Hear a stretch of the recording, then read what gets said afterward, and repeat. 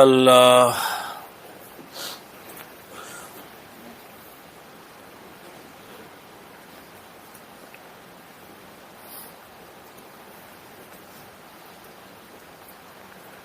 লম্বা সময়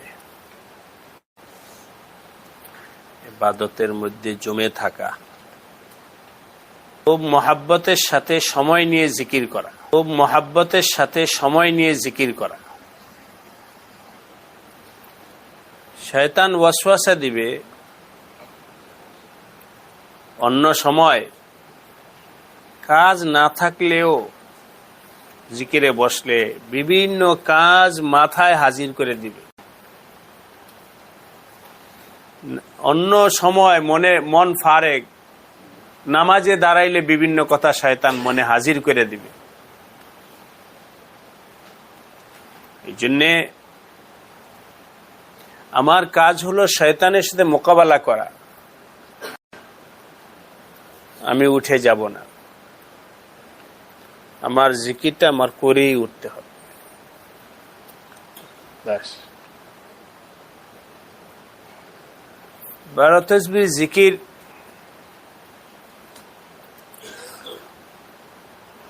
দারুল উলুম দেওবন্দে হযরত ফিদায়ে মিল্লাত রাহমাতুল্লাহ আলাইহির যে খানকা আছে, হযরত মাদানী রহমাতুল্লাহ আলাইহি, হুসাইন মাদানী রহমাতুল্লাহ আলাইহি যে খানকা করে গেছে, সেখানে জিকিরের নিজাম রমজান মাস না, সবসময়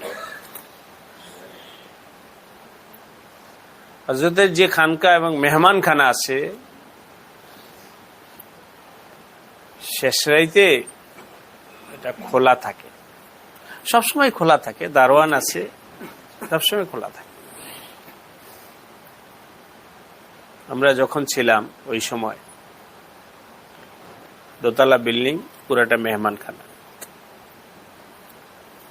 নিচে এমন অফিসের মতো দফতরের মতো আছে, মেহমানরা রুমে রুমে থাকে, শেষেতে উঠা অজু করে নিচে চলে আসে,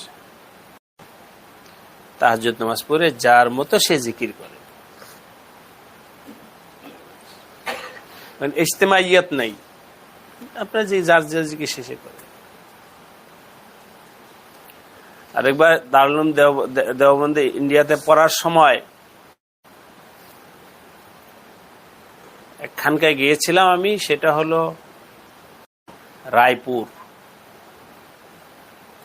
হযরত আব্দুর রহিম রায়পুরি রহমতুল্লাহ আলাইহি মাদ্রাসা, রায়পুর মাদ্রাসায় হিফজখানা আর খানকা, বাস, কিতাবখানা নাই, খানকাজ। তো এই খানকা থাকার জন্য গেছিলাম একবার ছিলাম এক রাত খানকায়, রায়পুর। তো এখানকার জিকির দেখলাম, 12 তাসবিহ জিকির দেখলাম, খুব দিল খোলা জিকির। আমাদের দেশে বা আমরা রেওয়াজ পছন্দ, ইজতেমা পছন্দ, আনুষ্ঠানিকতা পছন্দ। সবাই মিলে জিকির করব, মজলিস বানায় জিকির করব, এই অনুষ্ঠান, আনুষ্ঠানিকতা, রেওয়াজ, এগুলো নাই আমাদের আকাবেরদের এখানে, এগুলো নাই। পাবন্দি নাই, শক্তি নাই, কিছু নাই। আরে ভাই, জিকির তো আমার কাজ, আমার উপরে কে পাবন্দি করবে? এটা তো মহব্বতের ব্যাপার।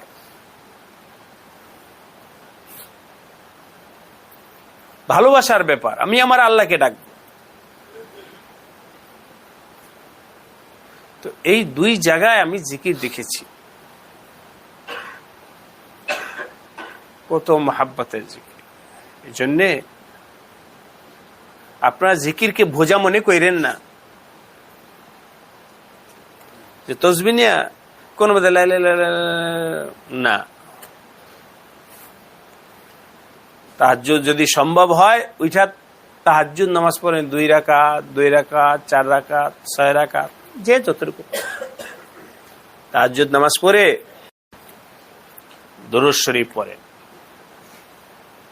আমি ছোট্ট বলতেছি 3 বার, আমাদের হযরত বলতেন 21 বারের কথা, এটা আপনাদের সবরে আসবে না।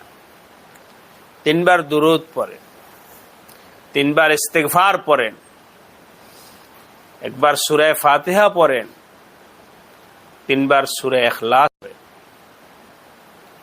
আবার 3 বার দুরূদ শরীফ পড়েন। এরপরে দোয়া করেন, ইসালে সওয়াব করেন। ইসালে সওয়াব,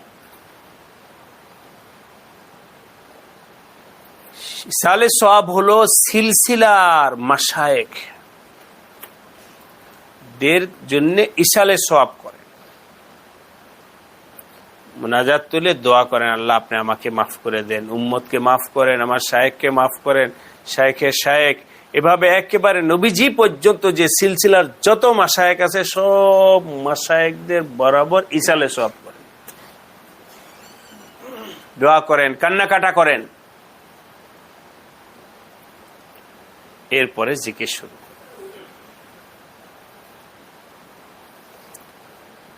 200 বার লা ইলাহা ইল্লাল্লাহ, লা ইলাহা ইল্লাল্লাহ, লা ইলাহা ইল্লাল্লাহ। খুব আস্তে ধীরে মহাব্বতের সাথে জিকির।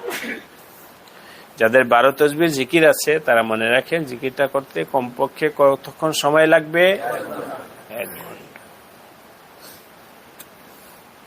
তো 1 ঘন্টা সময় এক জায়গায় জমে বসে থাকতে, উঠি যাবে না।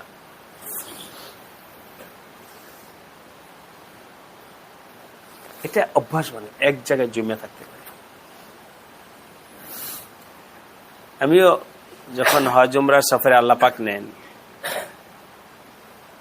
তখন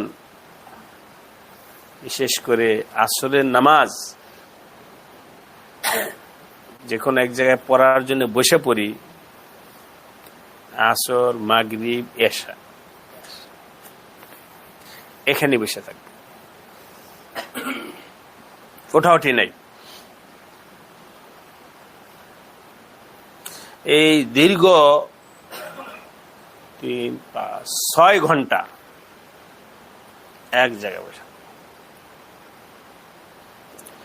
স্থির ভাবে জয়মা বাস বসে যাই,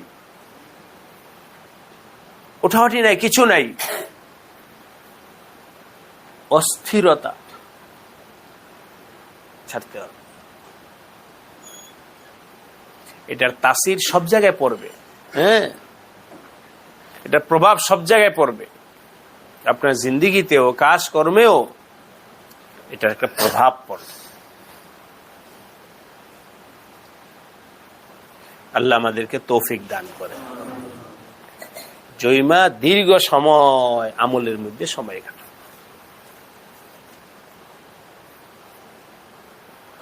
নিজেকে তৈয়ার করতে হবে, নিজেকে প্রস্তুত করতে হবে, এক রোখ হয়ে, এক টার্গেট নিয়ে, এক কাজে। ব্যাস,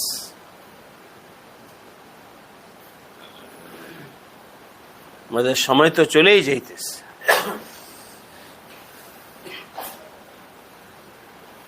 এখান থেকে যাওয়ার পরে এমন যেন না হয় তার জিকির ছেড়ে দিছে, পাসান ফাসলা তার জিকির ছেড়ে দিছে। রুটিন বানাও, রুটিন, জিন্দিগির রুটিন, সূচিবদ্ধ জীবন। আমার এই জিকিরটার জন্য একটা সময় নির্ধারণ করি, ওই ভাষা আমি জিকির করি, ওই সময় অন্য কাজ হবে না, ওই সময় তো আমার জিকিরের জন্য। যে ওই দিন বলা হয়েছিল যে জিকিরের জন্য আমার একটা সময় নির্ধারণ থাকবে, একটা জায়গা নির্ধারণ থাকবে।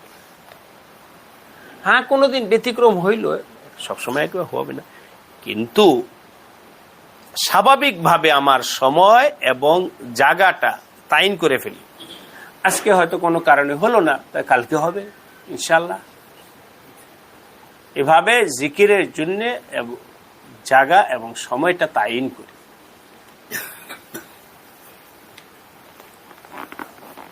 আল্লাহ আমাদের সবাইকে তৌফিক দান করে।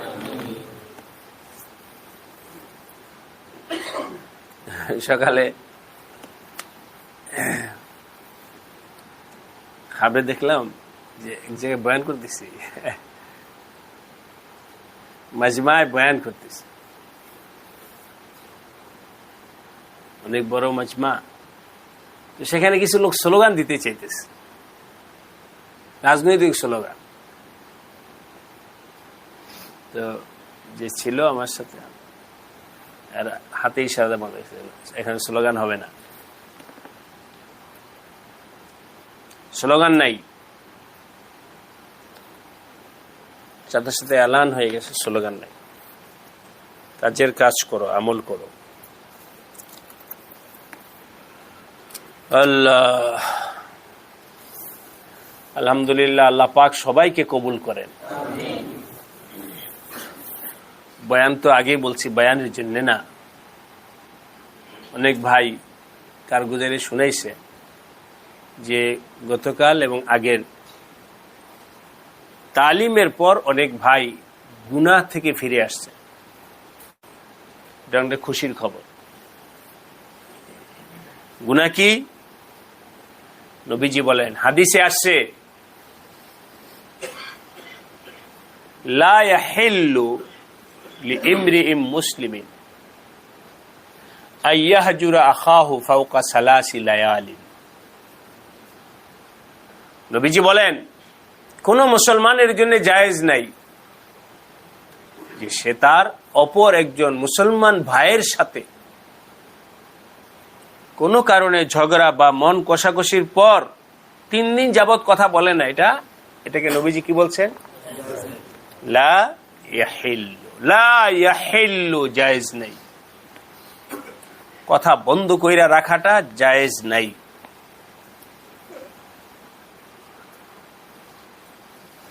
জায়েজ কয়দিন? 2 দিন। 3 দিন পুরা হওয়া যাবে না, 3 দিনের থেকে একটু কম হতে হবে।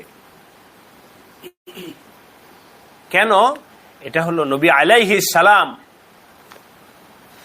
তবিবে হাজেক ছিলেন, আমাদের রুহানি ডাক্তার, কলবের ডাক্তার, চিকিৎসক।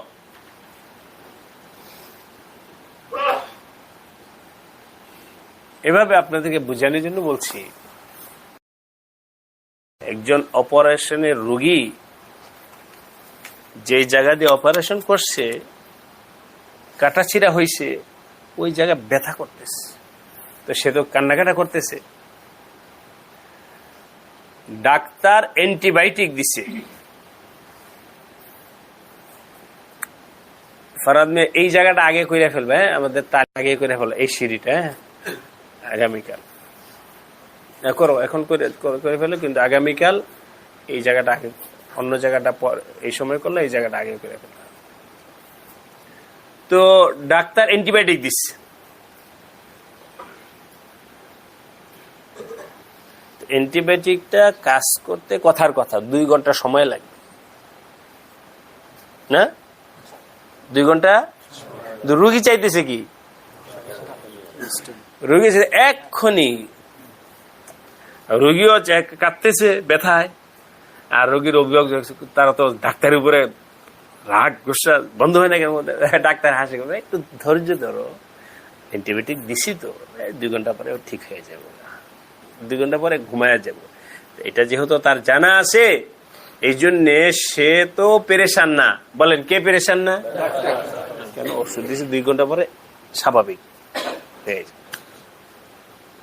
কিন্তু রোগী আর রোগীর অভিভাবক কি এক্ষুনি বন্ধ কেন হয় না?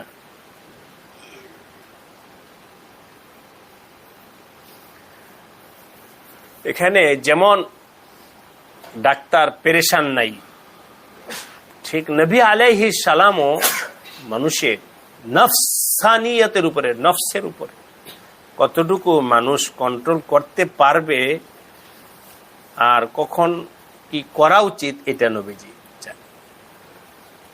মানুষ হিসেবে তোমার জেদ আসছে, রাগ আসছে, গোসা আসছে, তো এটাকে হতে পারে তুমি আজকে নিয়ন্ত্রণ করতে পারবে না, আগামীকালও নিয়ন্ত্রণ করতে পারবে না, 2 দিন কমতে একটু সময় লাগে। আচ্ছা 2 দিন মানুষ হিসাবে মাজুর,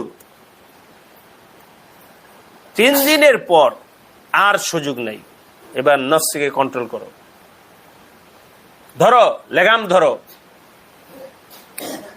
এখন নফস তোমাকে বিভিন্ন খারাপ কাজে লাগাবে,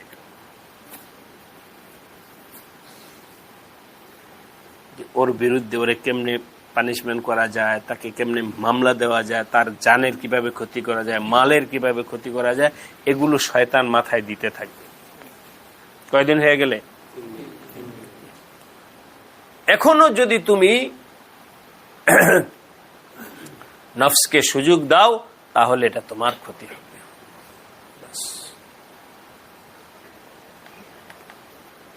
তো বলতেছিলাম অনেক ভাই মাস হয়ে গেছে কথা বলে না, অনেক ভাই 2 মাস হয়ে গেছে কথা বলে না, 6 মাস হয়ে গেছে কথা, 1 বছর।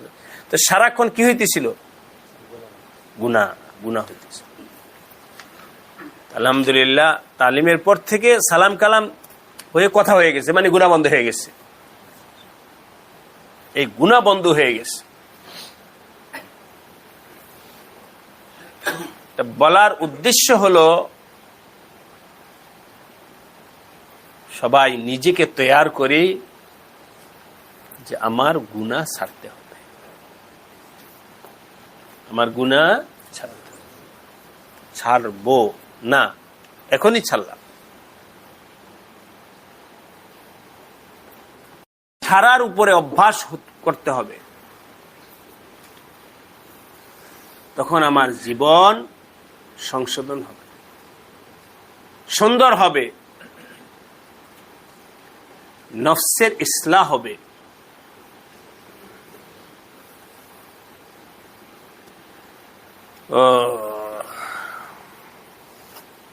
এটা লিখছিলেন, জি উঠে মুর্দে তেরি আওয়াজ সে।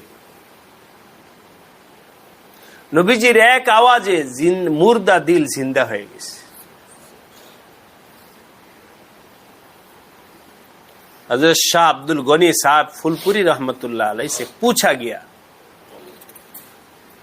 और ये बात हजरत डॉक्टर साहब ने भी मुझे बताई कि मैं तुम्हें तुम्हारे पीर की एक बात बताता हूं। किसी ने हजरत फुलपुरी रहमतुल्लाह अलैह से पूछा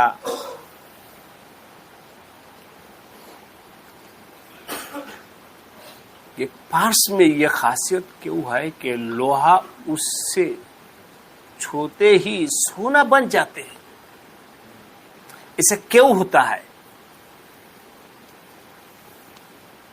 फरमाया, क्यों क्या मत पूछो, क्यों क्या मत पूछो।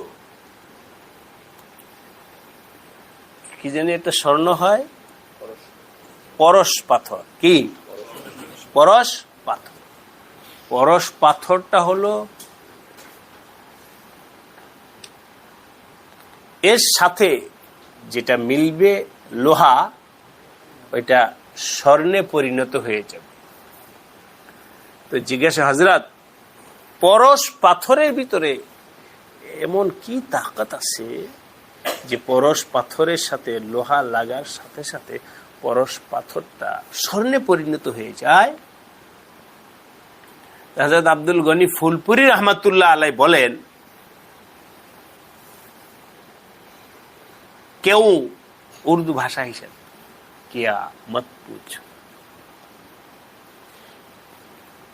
কেন কিভাবে জিজ্ঞাসা করা দরকার নেই, এখানে এত প্রশ্ন দরকার নাই। क्यों किया मत पूछो, लोहे को पार्ट्स के लगा दो, पार्ट्स से लगा दो, फिर आंखों से देख लो कि सोना बनता है। और तो हिकमत निका तलाश करो ना, चुपचाप কাজ করো, চুপচাপ কাজ করো। কেন কিভাবে এগুলোর পিছনে পড়ো না,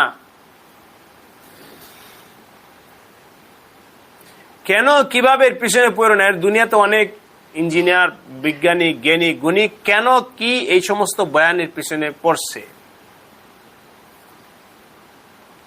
এভাবে আপনাদেরকে ইসের জন্য বলতেছি,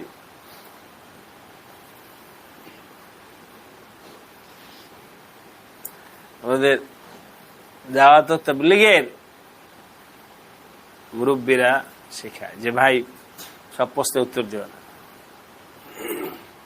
একজন প্রশ্ন, হুজুর ইসলামের কালিমা তো হলো 5টা, মানে ইসলামের বুনিয়াদ হলো কয়টা? তাবলীগের নাম্বার কয়টা? কেন? চিল্লায় নাম লেখাও। কেনর উত্তর কি? আল্লাহ রাস্তায় বের হয়ে যাও।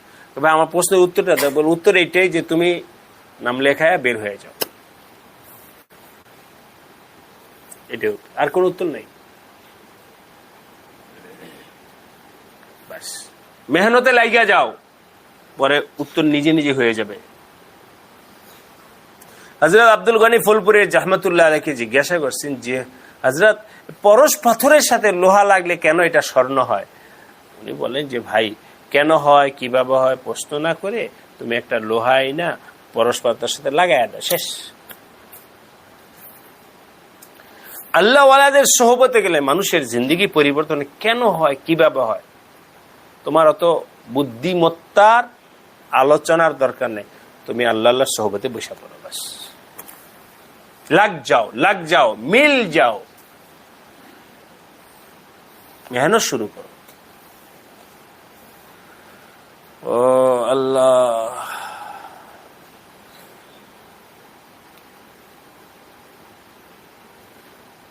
पूछना क्या है, मुशाहदा कर लो। पूछना क्या है, मुशाहदा कर लो। देखो कैसे कैसे शराबी कबाबी सोहबत की बरकत से अल्लाह वाले बन गई। देखो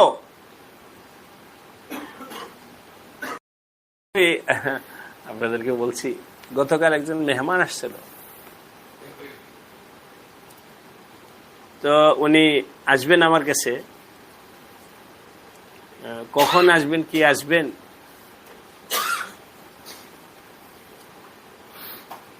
উনি কালকে আসছেন বয়ানের সময় না, আমলের সময় আসছেন, নামাজ পড়ছেন, মুনাজাতে ছিলেন, সেহরি খেয়ে চলে গেছেন, আমলে লাগলেন। ওনাকে আমার বয়ানই করতে হবে জরুরি না, আমল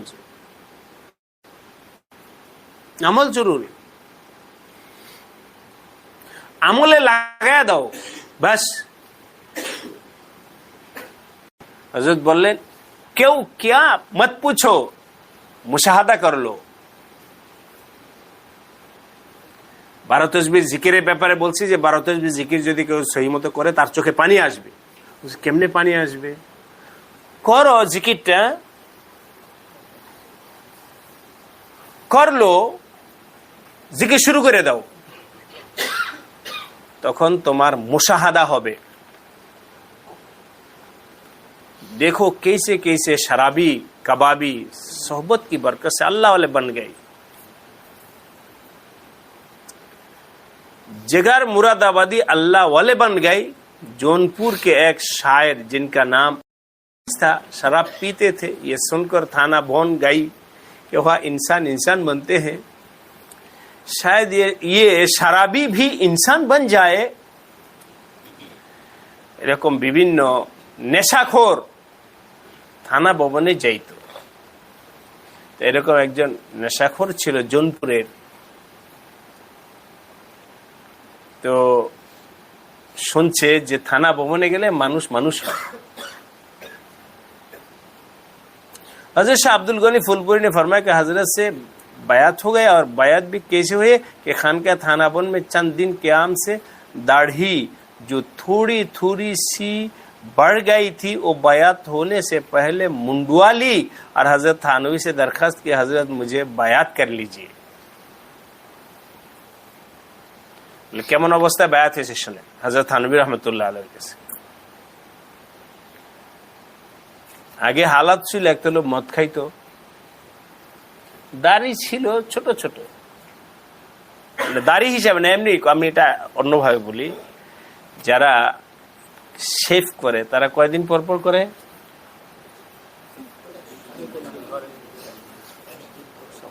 কেউ একদিন পরে করে, কেউ 2 দিন পরে করে। যে 2 দিন পরে 2 দিন পর পর শেভ করে, এই যদি কোনো কারণে 2 দিন পর করতে না পারে, তখনই তো তার এখানে কিছু কিছু ওইটা বুঝানো মাকসাদ, বুঝছেন তো কথাটা?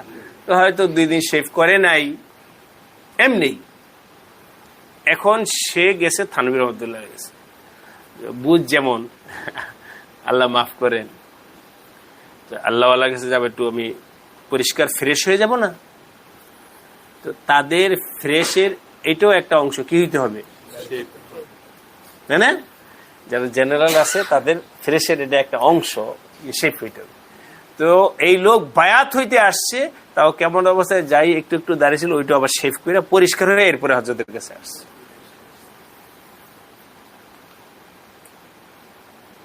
আচ্ছা, আল্লাহ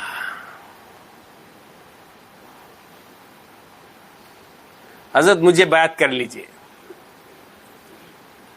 আমাকে বায়াত করেন।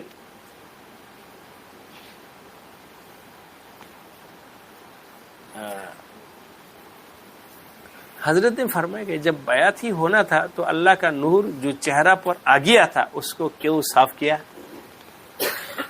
हजरत मुस्की हासि দিয়া বললেন, তোমার যখন বায়াত হওয়ারই ইচ্ছা জাগছে, তো তোমার চেহারার মধ্যে আল্লাহ পাক যে নূর দিছেন, মানে দাড়ি হলো নূরুল মুসলিম, মুসলমানের নূর, তোমার চেহারার মধ্যে আল্লাহ পাক যে নূর দিছেন, এই নূরগুলো ফালায় দিয়ে আসছো কেন বলো তো? যখন তুমি বায়াতি होते চাও तो फिर क्यों उसको नूर को साफ किया? आरज किया, हजरत अजीब कथा, अब হাকিমুল উম্মত है, আপনি হলেন উম্মতের ডাক্তার। আপনি কি? আব হাকিমুল উম্মত है, উম্মতের ডাক্তার। ডাক্তারের সামনে তো রোগটা প্রকাশ করতে হবে, বুঝে নাই? আমি দাড়ি নিয়ে আসলাম, আমার দিলের মধ্যে তো রোগ, আমি দাড়ি দিয়ে কি করবো? আমার দিলে যেটা চাই আমার দেখাইতে হবে। একজনের এখানে ফোড়া হয়েছে, সে যদি কাপড় দিয়ে ঢাইকে রাখে তো ডাক্তার কি করবে? ডাক্তারের সামনে তো খোল করে দেখা না হতা হয়। अब हकीमुल उम्मत है, मैं मरीजुल उम्मत हो, আমি তো অসুস্থ। मरीज को चाहिए कि हकीम के सामने अपना सारा मरज पेश कर दे। অসুস্থ ব্যক্তির জন্য জরুরি হলো নিজের সব রোগ ডাক্তারের কাছে খুলে বলা।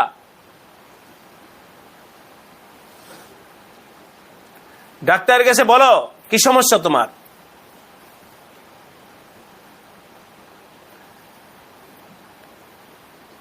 मरीज को चाहिए कि हकीम के सामने अपने सारा मरज पेश कर दे, ताकि नुस्खा उसी ताकत से लिखा जाए, যাতে করে ডাক্তার ওই হিসাবে প্রেসক্রিপশন করেন, রোগ ভালো করে যাই না এরপরে যেন প্রেসক্রিপশন করেন।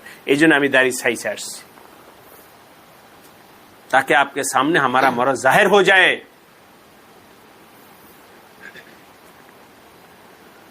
अल्लाह, ये अमल तो बज़ाहिर सही नहीं था, শরীয়তের দৃষ্টিতে এভাবে তো দাড়ি ছাঁচাটা ঠিক হয় নাই। लेकिन चूंकि नियत अच्छी थी इसलिए हजरत ने उस पर गिरफ्त नहीं फरमाया। अच्छा ठीक है, वो नियत जो तो सही। अच्छा ठीक है। फिर खुद ही अर्ज किया कि अब कभी, बस अब कभी दाढ़ी पर उस तरह नहीं लगाओगा। जो শুধু দাড়িটা ছাচ্ছি আমার রোগটা আপনার কাছে প্রকাশ করার জন্য। ঠিক আছে, এখন থেকে আর কোনোদিন দাড়ি ছাঁচবো না।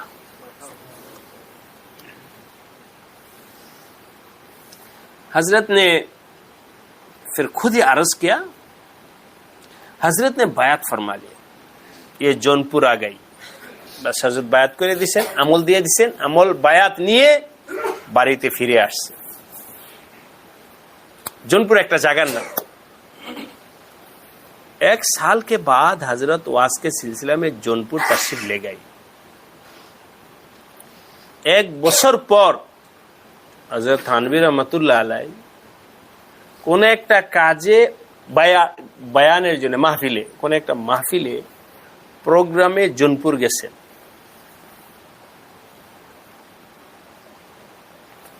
देखा कि एक बड़े मियाँ खड़े हैं। देखलेन একজন মুরব্বী দাঁড়ানো আছে, एक मुश्त दाढ़ी रखे हुए, लंबा दाढ़ी। फरमाया कि ये बड़े मियाँ कौन है? आरोज किया गया कि ये वही बड़े मियाँ है जो किस हालत में थानाबन गई थी। विशाल बड़ो बुजुर्ग दारायास बोले এটা ওই লোক যে এক বছর আগে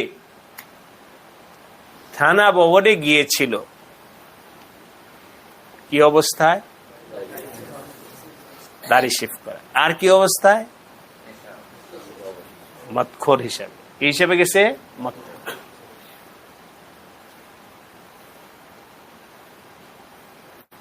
हजरत उसके दाढ़ी देखकर खुश हो गई। हजरत थानवी रहमतुल्लाह লোকটা দেখে খুব খুশি হয়ে গেছে যে আল্লাহ পাক তার বান্দাকে কিভাবে পরিবর্তন করে।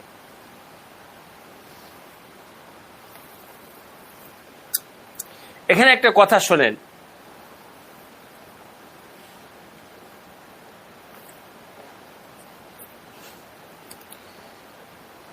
আল্লাহ এই যে ইতিকাফে আমরা আসছি 10 দিন আছি, আলহামদুলিল্লাহ আল্লাহ পাকের ফজল করম। বাহিরের কোন মাশগালা, পেরেশানি, ব্যস্ততা, গুনাহ জাহিরি ভাবে আল্লাহ পাক আমাদেরকে হেফাজত করছে, জাহিরি ভাবে হেফাজত করছেন। এই হালাতে থাকার কারণে আমাদের কলবের ভিতরে একটা সুকুনাত, একটা সাফাই, কিছু না কিছু পরিবর্তন আমাদের দিলের মধ্যে আসছে।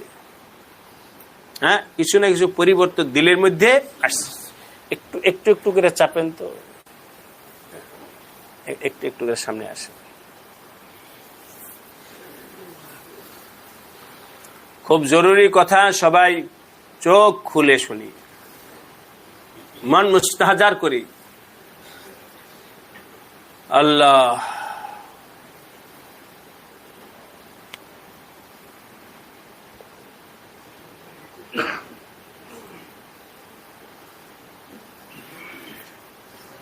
আপনারা বলেন তো, দিলের হালাত পরিবর্তন হয়েছে? আল্লাহ সবাইকে কবুল করেন।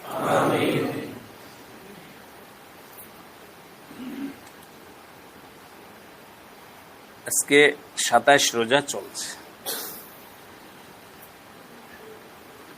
আগামীকাল 28, এরপরে 29, 2 দিন রোজা। 30 হোক অথবা 29 হোক, তালিম কিন্তু 2 দিনই আছে, বুঝেন নাই না? তালিম এরপরের দিন শুক্রবার, রমজান হইলেও তো শুক্রবার। এই খোলা মনে তালিম 2 দিনে আছে।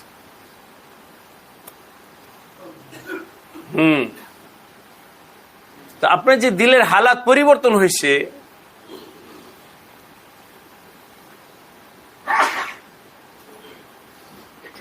এখন একটা সিদ্ধান্ত নেন। এই হালাতটা ইতিকাফ থেকে উঠে যাওয়ার পরে থাকবে না। ইতিকাফ থেকে উঠে যাওয়ার পরে হালাতটা থাকবে না। এই জন্য ভাই, হালাত তো একটা কোন স্থির জিনিস না, হার দম পরিবর্তন হতে থাকে। হালাতও পরিবর্তন হবে। এখন মনের মধ্যে যে আগ্রহ আছে, এই আগ্রহের মধ্যে ভাটা আসবে, পরিবর্তন আসবে অন্য মাহওয়ালে গেলে। এই জন্য গতকাল জিকিরের সময় বলা হয়েছিল, হালাত আসবে যাবে, কিন্তু আমার আমলকে কি করতে হবে?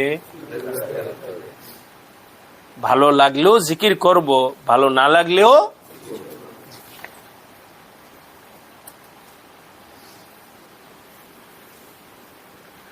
আলহামদুলিল্লাহ,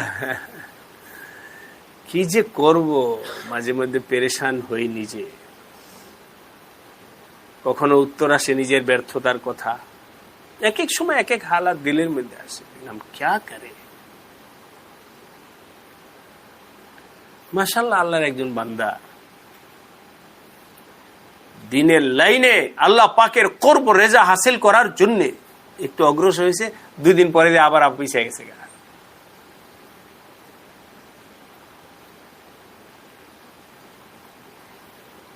আমি আজকে আপনাদের থেকে ওয়াদা নিতে চাই, পিছনে যাব না। যাতে যা হয় আমি পিছনে যাব না। একেবারে ইতিকাফের শুরুতে অথবা রমজানের শুরুতে আমি বলেছি, আমার মনে হয় সফর থেকে আসার পরে এই মসজিদের জুমার বয়ানে, জুমার বয়ান তো সবাই বোঝে না, মনে গেলে এমনি বয়ান করতেছে, সব মসজিদে তো বয়ান হয়। আল্লাহ মাফ করে দেন। আমার মনে হয় প্রথম জুমায় বয়ানে গেছে, সবাই এটার মধ্যে আসেন, আল্লাহুম্মা জিদনা। কি দোয়াটা বললেন তো?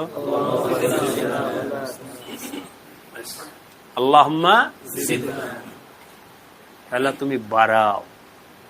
হার আনে যেন আমি বাড়তে থাকি, বাড়তে থাকি, বাড়তে থাকি। আল্লাহুম্মা জিদনা।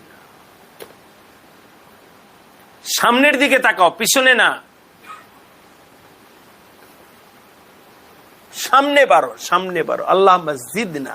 আমার নবীজি উম্মতকে আগের দিকে বাড়ার সবক দিছে, জিদনা জিদনা জিদনা। হে আল্লাহ বাড়াও সামনে, পিছনের দিকে তাকায়ও না।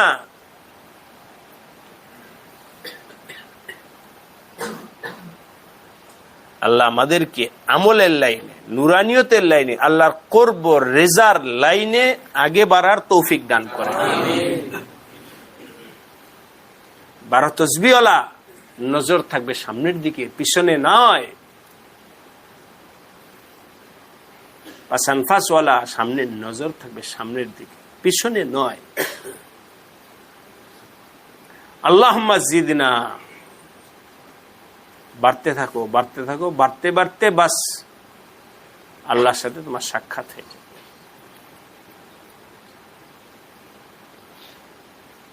এটার জন্য কি করবে শোনেন, কান্না কাটা করে আল্লাহর থেকে মঞ্জুর করাবে যে আল্লাহ আমি যেন পিছনে না যাই, আমি যেন। আমাদের সমস্যা এটাই যে আমরা পিছনে পট করে পিছনে চলে যাই। মাশাআল্লাহ 10 দিনে কিছুটা হালাত হয়েছে, 10 দিনে কিছুই হয়েছে, বাস ওই ঈদ থেকে উঠে যাওয়ার পরেই শেষ। আবার 10 দিন কবে হবে আল্লাহ বাঁচাইলে আগামী রমজান।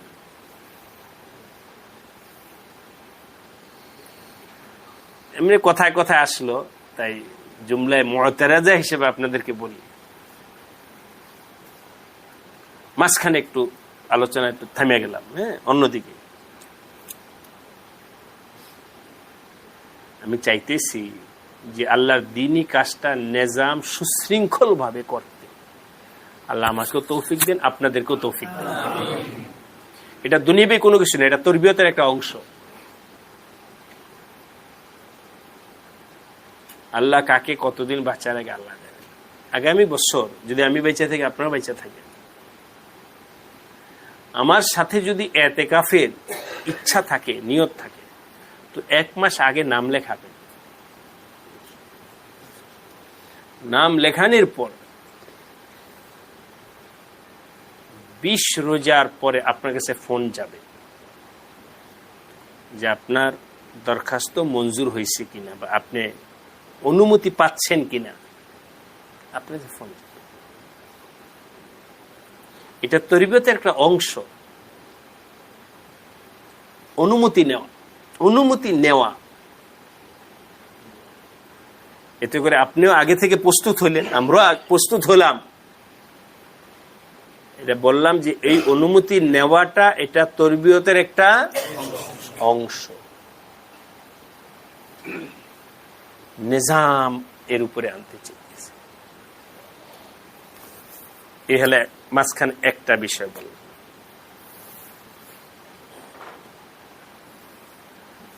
কথার কথা,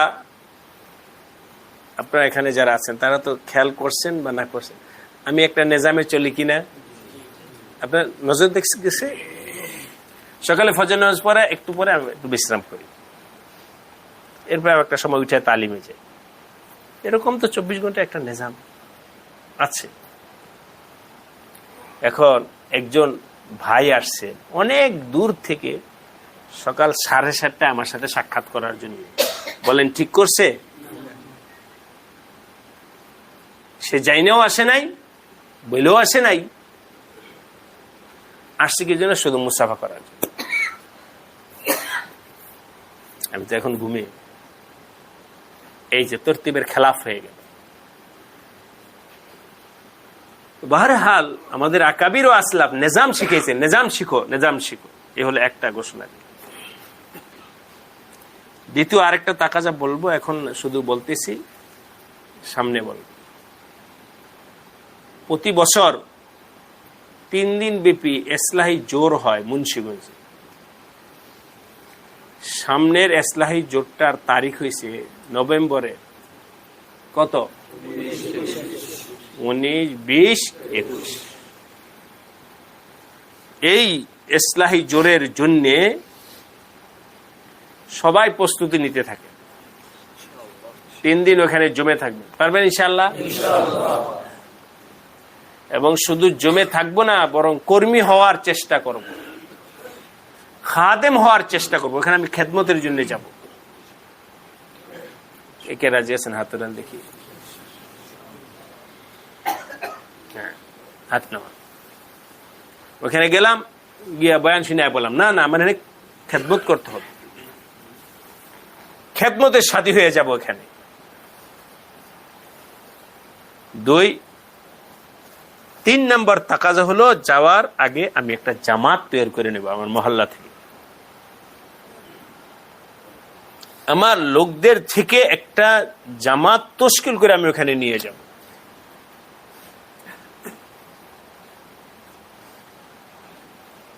আল্লাহ আমাদেরকে তৌফিক দান করেন। এই কাজগুলো কারা কারা করবেন, তারা এখন না, শুধু এখন হাত উঠানো না, বরং যোগ বিয়োগ কইরা তরতিব শিখবেন। এখানে ইয়ার আছে, তরতিব কি হবে এগুলো শিখবেন। মুজাকারার মধ্যে আমাদের মাওলানা রেজাউল সাহেব আছে, আরমান সাহেব আছেন, আরো যারা আছেন পুরান, তাদের থেকে তরতিব শিখবেন। জামাত তৈয়ার করার, তশকিল করার, যাওয়ার ফায়দা সবকিছু এগুলো মুজাকারার মধ্যে নিয়ে আসবে। যাক, আল্লাহ আমাদের সবাইকে তৌফিক দান করেন। কথা তো এটাই বলতেছিলাম, ভাই আমরা জমে থাকতে পারি না। আমাদের দিলের মধ্যে বসে, আমি তো 10 দিন আমল কইরা মুনতাহায় পৌঁছেই গেছি।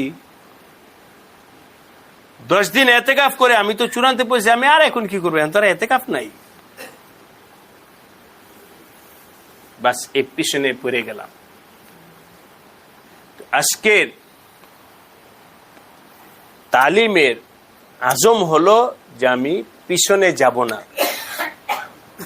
আমি সামনে বাড়ব। আল্লাহ আমাদের সবাইকে তৌফিক দান করেন।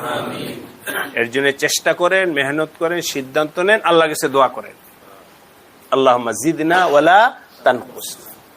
আল্লাহ আগে বাড়াও, পিছনে যেন যাইতে না হয়। এই যে জনপুরের যার কথা বলা হলো, বাস লোক পরিবর্তন হয়েছে তো হয়েছে, পরিবর্তন হয়েছে তো হয়েছে। আমি চিন্তা করছি যে পরিবর্তন 2 দিন হয়ে এরপরে আবার পিছনে যায় কেন?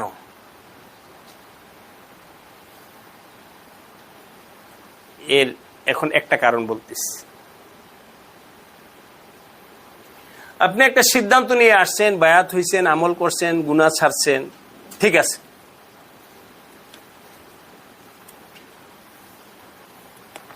দুদিন পর আবার গুনায় জড়ায় কেন? এর একটা কারণ হলো সে আবার গুনাহের পরিবেশে যায়। কোথায় যায়? গুনাহের পরিবেশে। এই জন্যে কিছুদিন গুনার পরিবেশ থেকে দূরে থাকতে হবে।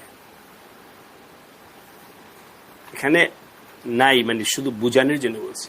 কেউ নেশা করে, এখানে তো করে না, বাড়িতে গিয়ে ওই বন্ধু যাদের সাথে চইলেন, নেশার যে গ্রুপ আছে, এই গ্রুপের সাথে যাবেন না। ওই গাফলতের গ্রুপটার সাথে গিয়েই আবার মুহূর্তের মধ্যে নষ্ট হয়ে যায়।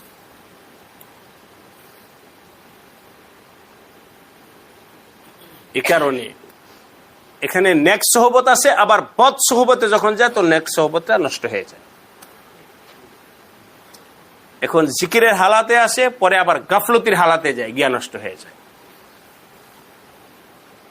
এই জন্য বাড়িতে যাইও আমরা গাফলতি হালাতে নিজেকে জড়াবো না, তখন আমাদের এই হালাতটা ধরে রাখাটা সহজ হবে।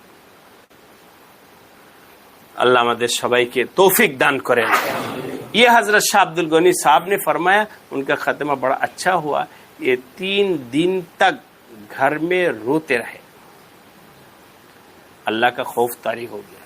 कमरे में इधर से उधर, एक दीवार से दूसरे दीवार तक तड़प के जाते थे और रोते रोते इसी तरह रो रो के जान दे दी।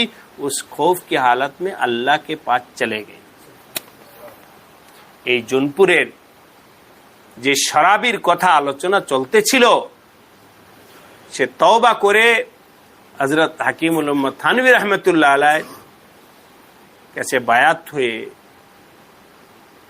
বলে তার ভেতরে আল্লাহর ভয়, খৌফ এমন ভাবে জমছে, নিজের জিন্দেগি তো পাল্টাইছেই, মৃত্যুর আগে সে মারা যাবে, এটা তো কোন দিন মারা যাবে আল্লাহ পাক ভালো জানেন। সে মৃত্যুর আগে 3 দিন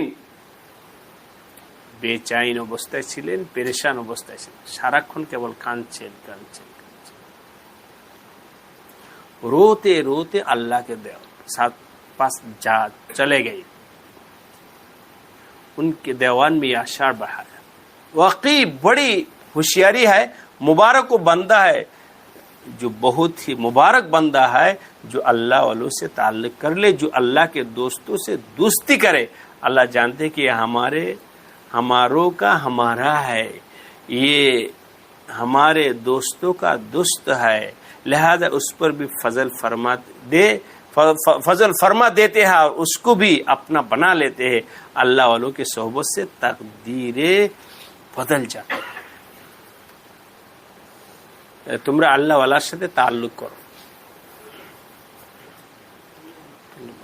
মাঝখানে ফ্যানটা একটু ছেড়ে দেন।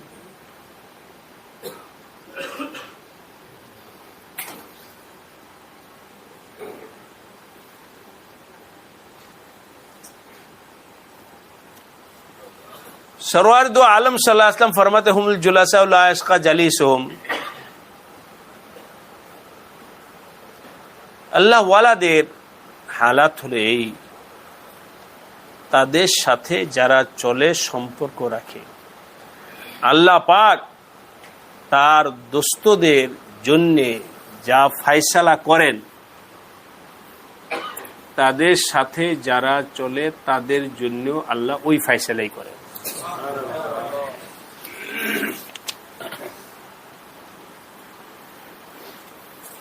इसके शरह में अल्लामा इब्न हजर अस्कलानी रहमतुल्लाह फरमाते हैं, इन्ना जलीसहुम यंदरिजु माहुम फी जमी मा यतफद्दलुल्लाहु बिही अलैहिम। আল্লাহ ওয়ালাদের সোহবতে যারা যায়, আল্লাহ তাআলা ওই আল্লাহ ওয়ালাদের জন্য যে সমস্ত ফজল এর, অনুগ্রহের, দয়ার ফয়সালা করেন, ওই দয়ার মধ্যে আল্লাহ পাক ওই খাদেম এবং তার সাথে যারা আছে তাদেরকেও শামিল করে নেন।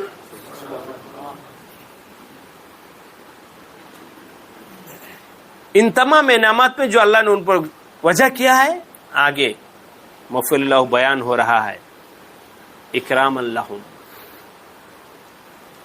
अल्लामा हाफिज इब्न हजर अस्कलानी बोलेन, इन्ना जलीसहुम यंदरिजु माहुम फी जमीई मा यतफद्दलुल्लाहु बिही अलैहिम इकरामान लाहुम। আল্লাহ ওয়ালাদের সম্মানের জন্য, এমনি বুঝানোর জন্য বলছি শুধু।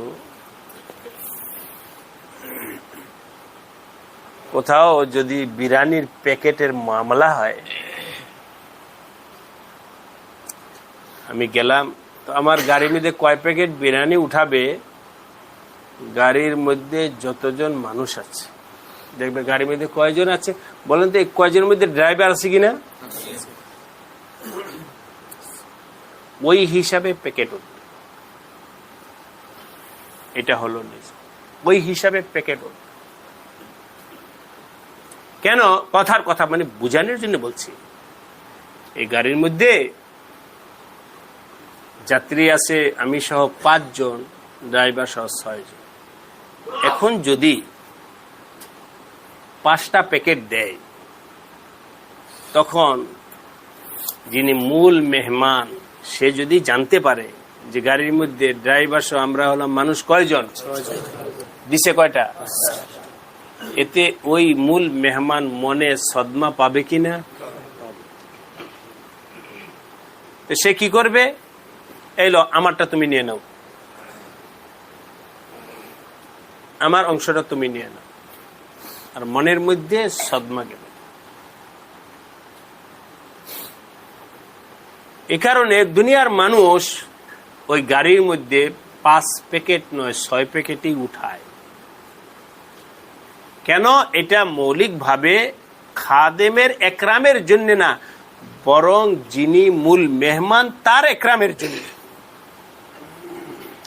আল্লাহ ওয়ালাদেরকে আল্লাহ পাক যে সমস্ত ফজল এবং ইনাম দান করেন, এই ইনামটা তার সাথে সোহবতে যে থাকে আল্লাহ পাক তাকেও ওই নিয়ামত দান করেন। কেন? ইকরাম আল্লাহুম। देखिए, जैसे यहाँ 1.5 गाजी खान में आप लोग जो कुछ हजरत वाला अर्दोई दावत बरकातुम को खिलाते हैं, वही हम खादिमों को भी खिलाते। हजरत बोलते हैं शाह हकीम अख्तर साहब रहमतुल्लाह अलैह,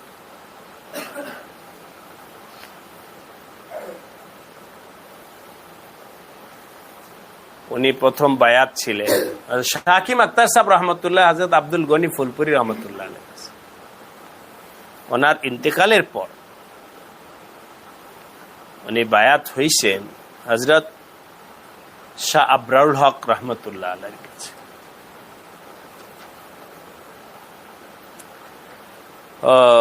বলতেছেন যে একবার এক মজলিসে বলতেছেন, ভাই আপনারা তো এখানে খানার ইন্তজাম করেছেন হজরতের জন্য, আবরারুল হক সাহেব রহমতুল্লাহ আলাইহি, তো ওই খানাটাই আমরা যারা খাদেম আছি খাদেমরাও খাবো।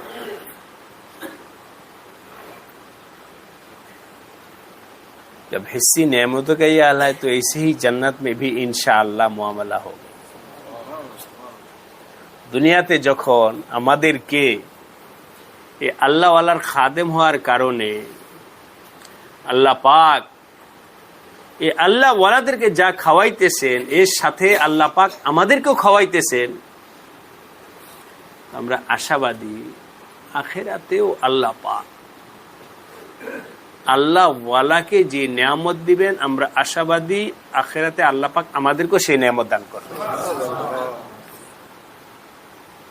ये औलिया अल्लाह की सोहबत का ये इनाम है कि उनके सोहबत के फैज से शकावत सादत से तब्दील हो जाते हैं, कल्ब में आमाल सालेह की जबरदस्त हिम्मत और तौफीक अता हो जाते हैं। तो सोहबत नबूवत की फैजान का क्या आलम होगा। हालात ईमान में जिस पर नबूवत की निगाह पड़ गई वो सहाबी हो गया, उनका बड़े से बड़ा वली भी एक अदना सहाबी के रुतबा नहीं पा सकता। चुनन से सोहबत नबूवत के फैजान से हजरत अबू मसऊद रज़ी अल्लाह तआला अन्हु को फौरन तंबी हो गई और अर्ज के अल्लाह के रसूल हुआ हुर्रुन लिवजहिल्लाहि ताला। বলে ভাই শোনো, আমরা তো বললাম আল্লাহ ওয়ালাদের সোহবত, আল্লাহ ওয়ালাদের সোহবতের যদি হালাত হতে পারে তো নবী আলাইহিস সালামের সোহবতের কি হালাত হবে। সাহাবী কাদেরকে বলে, বলেন সাহাবী কাদেরকে বলে। ওই যে ঘটনা আপনাদের মনে আছে, আবু মাসউদ মারতে ছিল কাকে, পিছন থেকে নবীজি আওয়াজ দিয়ে আবা মাসউদ লাল্লাহু আকদার মিনকা আলাই, তোমার আর এই গোলামের উপরে কতটুকু ক্ষমতা আছে, আল্লাহ তো তার হাজারো গুণ বেশি তোমার উপরে ক্ষমতা রাখে। আওয়াজ শোনার সাথে সাথে হযরত আবু মাসউদ রাদিয়াল্লাহু তাআলা, আল্লাহ পাক ভালো জানেন কিভাবে এত দ্রুত সিদ্ধান্ত নিলেন। নবীজির দিকে তাকানোর সাথে সাথে বললেন কি হুয়া হুরুন লিওয়াজহিল্লাহ, ইয়া রাসূলুল্লাহ আমি আমার এই গোলামটাকে আল্লাহর ওয়াস্তে আজাদ করে দিলাম। নবীজি উত্তরে বললেন লাউ লাম তাফআল লা লাফাহাত কান নারু আও লাম লামাসাত কান নারু, যদি তুমি তোমার অন্যায়ের এই কাফারা না দিতা, গোলামকে যদি আজাদ না করতে, তোমার গুনাহটা যদি গুনাহ হিসাবেই থাইকা যাইতো, তোমাকে জাহান্নামের আগুনে যাইতে হতো। গোলামের উপরে এই জুলুম করার কারণে তোমাকে জাহান্নামের আগুনে যাইতে হতো।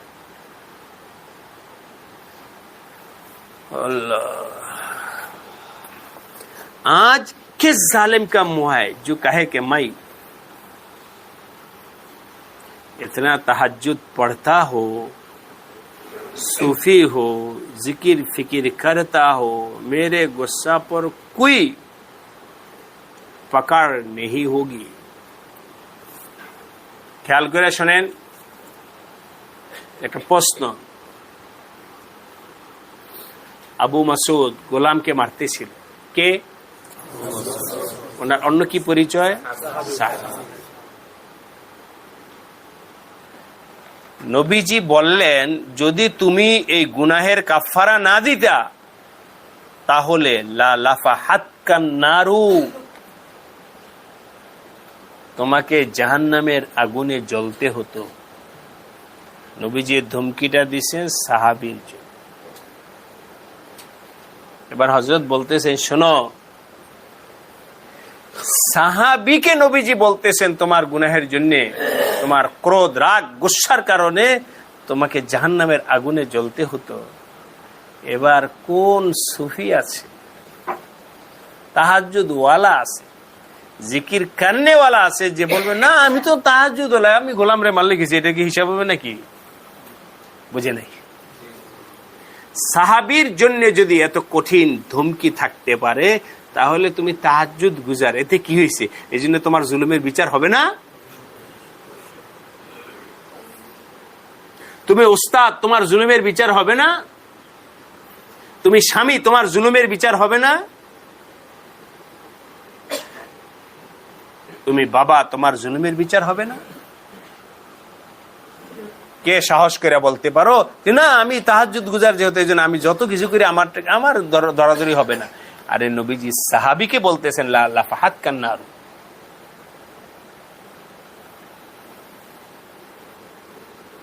जरा सोचिए, ये बात सोचने की है कि अपनी इबादत पर इतना नाज कि हमने तहज्जुद पढ़ी, लिहाजा मुसलमानों को, भाइयों को, बहनों को, बीवी को जिस तरह चाहो सताओ,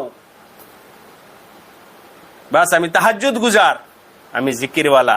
এখন ভাই বোনদের সাথে বেইনসাফি, ভাইয়ের সাথে বেইনসাফি, বোনের সাথে বেইনসাফি, স্ত্রীর সাথে বেইনসাফি, বাস চলতো যে আমার কোনো বিচার টিচার হবে না, कोई कानून नहीं।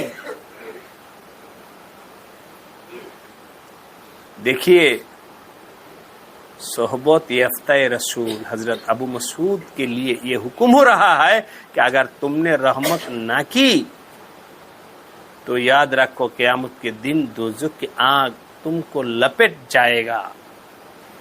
अब किस सूफी का मोह है कि जो ये कहता कि मेरा गुस्सा मेरे लिए कुछ मुज़िर नहीं, मेरी तो इतनी इबादत है, इतना वजीफा है, मेरा गुस्सा पर कोई पकड़ नहीं होगी। हजरत अबू मसूद से ज्यादा आप मकबूल है। আবু মাসউদ থেকেও কি বেশি আল্লাহর প্রিয় বান্দা হয়ে গেছো? साहबी से गोया बढ़ गया ये सूफी जैसी बात करता है,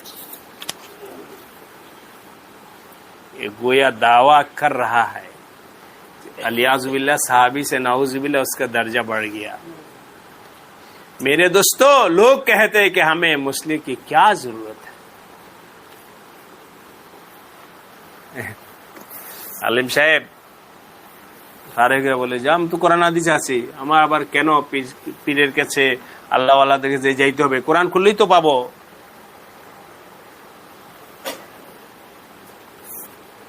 আমার আবার ইসলাহের জন্য কারো কাছে যাওয়ার দরকার কি? देखिए साहबी है, साहबी আবু মাসউদ কি উনি এই ঘটনার আগেই সাহাবী কিনা? এই ঘটনার আগে কি সাহাবীরও ইসলাহ এর জন্য নবীজি ছিলেন কিনা? हजरत अबू मसूद रदियल्लाहु ताला साहबी है, लेकिन मुरब्बी और मुस्लिम की जरूरत पेश आई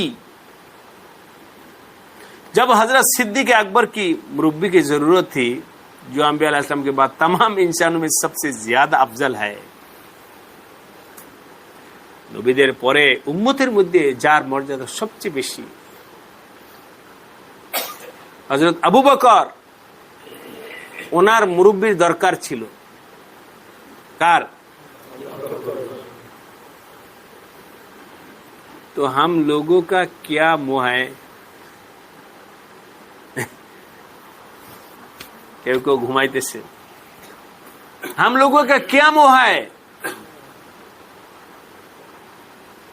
এই যে একটা কথা বলবো সামনে, আমাদের উলামায়ে দেওবন্দ, আকাবির আসলাফ,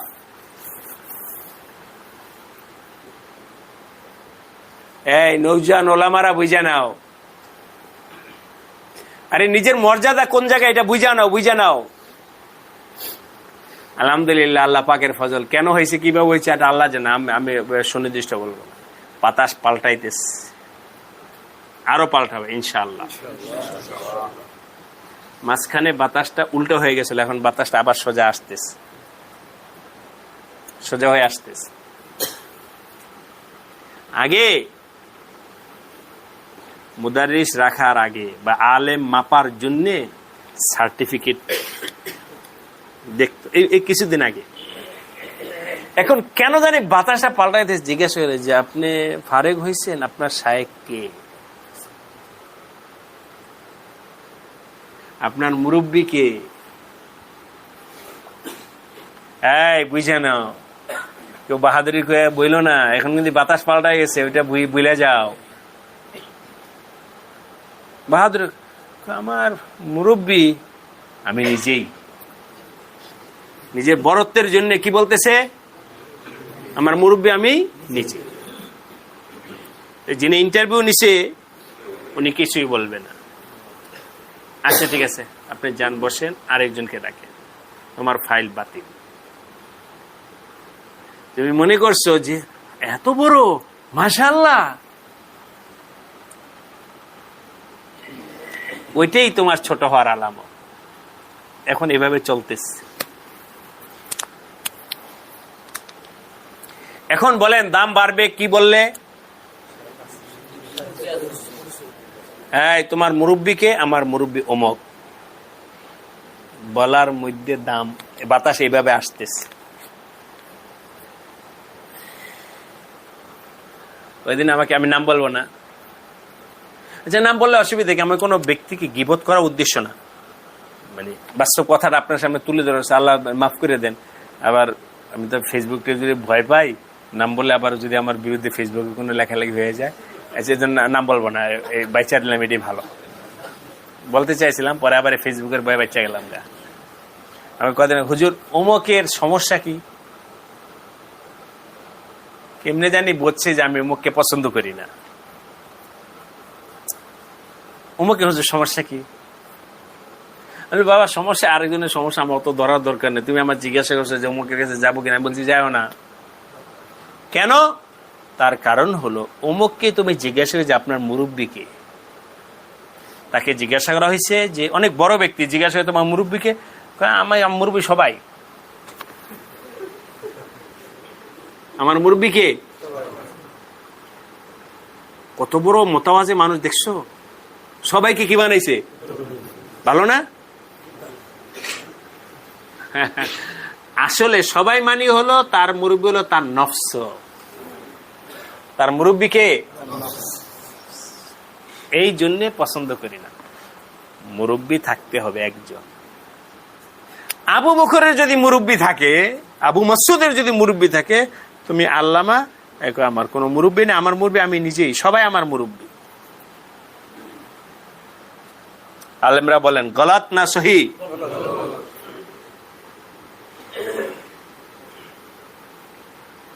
নামাজে ইক্তেদা করছে সব ইমামদের পিছনে। বাংলাদেশে ওই খালি জায়গায় গিয়ে আল্লাহ, বাংলাদেশে যত ইমাম আছে সব ইমামের পিছনে ইক্তেদা, আল্লাহু আকবার। তারাবির নামাজ, এশার নামাজ সব জায়গায় কি হয়, 8টা বাজে হয়। সব ঢাকা শহরে সব মসজিদে 8টা বাজে নামাজ শুরু হয়েছে। তো ইক্তেদা করলাম সব ইমামের পিছনে, আল্লাহু আকবার। হবে?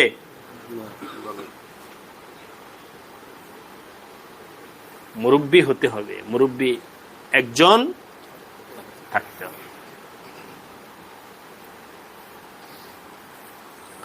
কথার কথা, আমাকে যদি কেউ জিজ্ঞাসা করে আলহামদুলিল্লাহ, যদি আপনার মুরব্বী, আমি বলো আমার মুরব্বী তো হযরত হাসান মাদানী রহমাতুল্লাহ আলাইহি, আমার মুরব্বী। এক কথায় অন্য অন্য বুজুর্গানে দিন, তাদেরকে মহব্বত করি, ভালোবাসি, বড় মনে করি। আমার নিজস্ব বাবা আছে, আমার নিজস্ব কি আছে, আমার বাবা সবাই।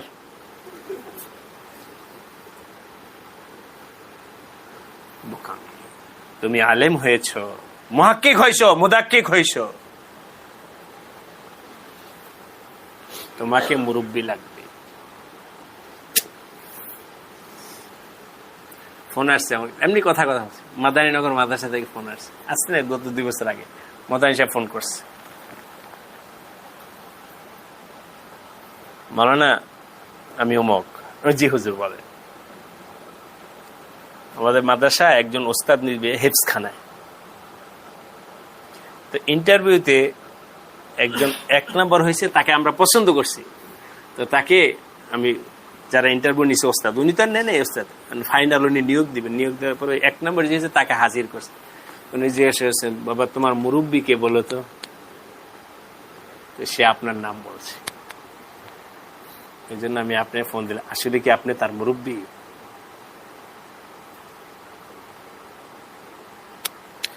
এই যে বুঝছেন, আপনি বলবেন যে আমার মুরব্বী আমি, তো তোমার চাকরি হবে না। বাতাস কোনদি পাল্টাইতেছে। কি ব্যাপার, আমি তো পরীক্ষা 1 নম্বর হয়েছি, কিন্তু আমার তো রাখলো না কেন? ওই যে ফোন দিছি আমাকে গোপনে, বুঝে আসছে। আলহামদুলিল্লাহ, আমার ফোন আসছে। এই যে এটার নাম কি জানি, এখানে একটা বড় কলেজে না, ইঞ্জিনিয়ারিং কলেজে কি বলে, বুয়েট বুয়েট থেকে ফোন আসছে। শোনেন, বুয়েট থেকে ফোন আসছে, এই বুয়েট মসজিদে ইমাম নিবে, ইমামের বেতন হলো 50,000 টাকা। বোর্ড জিজ্ঞাসা করে আপনার মুরব্বীকে, বলে ও মাঝে এক ছাত্র 1 নম্বর হয়েছে। মুরব্বীকে বলে দিছে আমার, বহু মুহূর্তে ইন্টারভিউতে তো বলতে হবে, বলছে, ফোন দিছে আমার।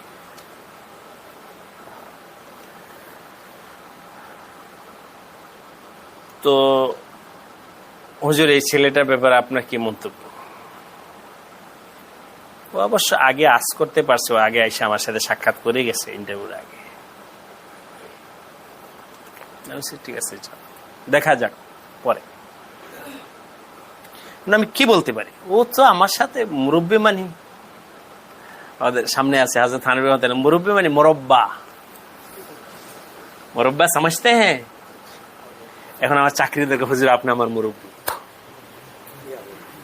বুঝলেন এই কথাটা? কিসের জন্য? মুরব্বা কে লিয়ে, ইসলাহের জন্য না, মুরব্বার জন্য।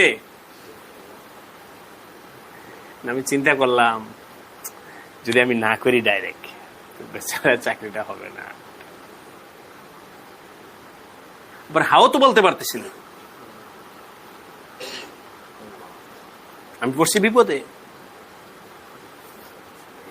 পরে হ্যাকমতে জবাব দিলাম যে বর্তমান জমানার বয়স তো বেশি না ছেলেটার, পড়ালেখা করছে, এমনি ছাত্র হিসেবে ভালোই ছিল, কর্মজীবনে গিয়া যে কি করে এটা তো আল্লাহ পাক ভালো জানেন। আর পাশ কাটায় উত্তর দিলাম। বাকি আপনারা মুরব্বীরা যারা আছেন, তারা যদি তার প্রতি নজর রাখেন, হয়তো ভালোভাবে চালাইতে পারে। মুনাসিব হলে আপনারা রাখেন, আমিও তাকে চেষ্টা করব সঠিক রাহনুমাই করতে। আপনারাও তাকে ওইভাবে, বয়স যেহেতু কম নেবে, ইলমি বা তেলাওয়াত এগুলোতে 5 নম্বর হয়েছে।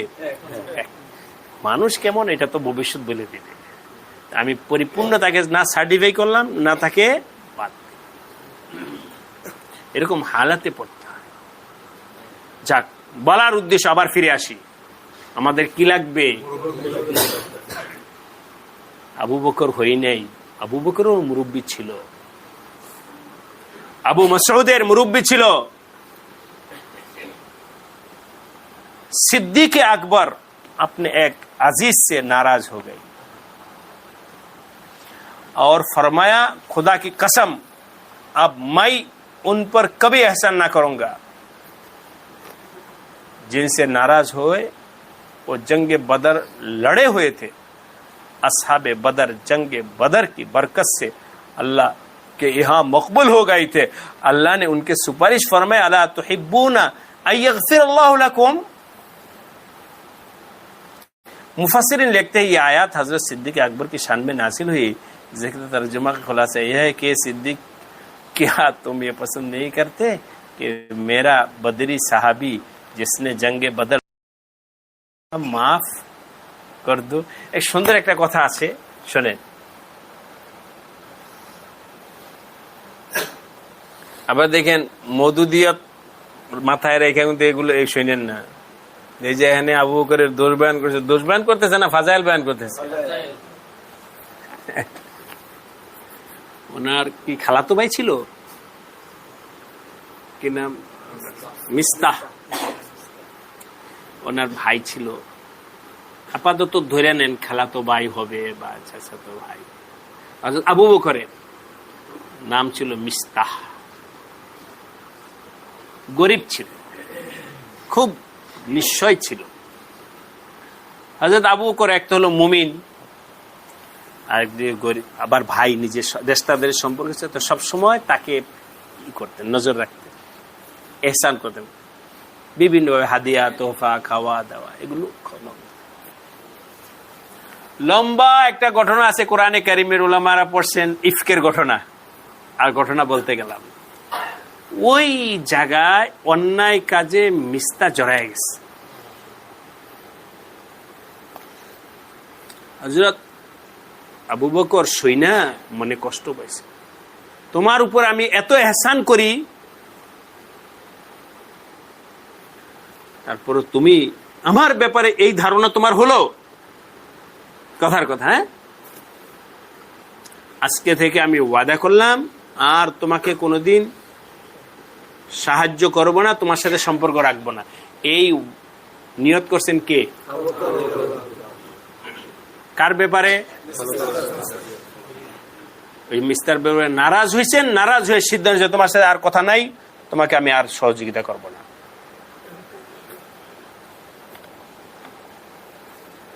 আল্লাহ আয়াত নাযিল করছে, কিভাবে বুঝবেন এটা জানি না, আবু বকরের মর্যাদাটা বুঝেন। আল্লাহ,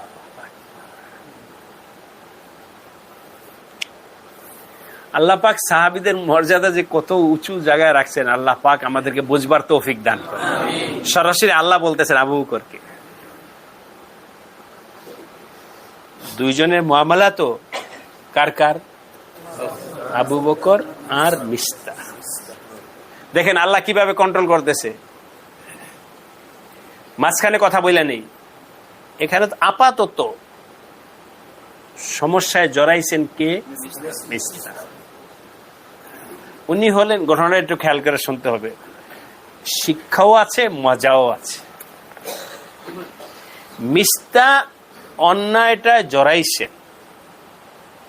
আপাতত, এই জন্য আবু বকর তারপরে নারাজ হয়েছেন। কিন্তু মিস্তাহ ছিল বদরি সাহাবী। মিস্তাহ ছিল কি? বদরি সাহাবী কাকে বলে? যারা বদর যুদ্ধে কি হয়েছে, অংশগ্রহণ করছে। ভালো না খারাপ? সাহাবায়ে কেরাম যারা বদরে পরে মুসলমান হয়েছে, তারা সবসময় কপালে থাপড়ে আছে, আগে মুসলমান হয়ে বদরি হইলাম না কেন। মানে আপনাদেরকে সহজ তাবিরটা করলাম, বদরি হলাম না কেন। হজ উমরার সফরে নিয়ত থাকে যে বদরে যাওয়ার, বদরে যাওয়ার। ওই সাহাবীরা শুয়ে আছেন, যাদের নাম নিয়ে দোয়া করলে আল্লাহ দোয়া কবুল করেন, বুখারী শরীফে আছে। ওদের নাম পড়ে দোয়া করলে দোয়া কবুল হয়, যারা শহীদ হয়েছেন বদরের। ওখানে নেম প্লেটে 13 জন না 12 জনের নাম লেখা আছে, নেম প্লেটে। হ্যাঁ হ্যাঁ, তো শোনেন, বদরে গেছি আলহামদুলিল্লাহ, আল্লাহ পাকের দয়া। ওইখানে একটা মসজিদ আছে, মসজিদের নাম হলো জামে আরিশ। মসজিদের নাম কি? জামে আরিশ। এই মসজিদটা হলো বদরের যুদ্ধ চলাকালীন অবস্থায় নবীজির তাঁবুটা এই জায়গায় ছিল। পরবর্তীতে ওই জায়গাটাকে ইন্ডিকেট করে রাখার জন্য, তারিখ বানায় রাখার জন্য সেখানে কি বানানো হয়েছে? মসজিদের নাম কি?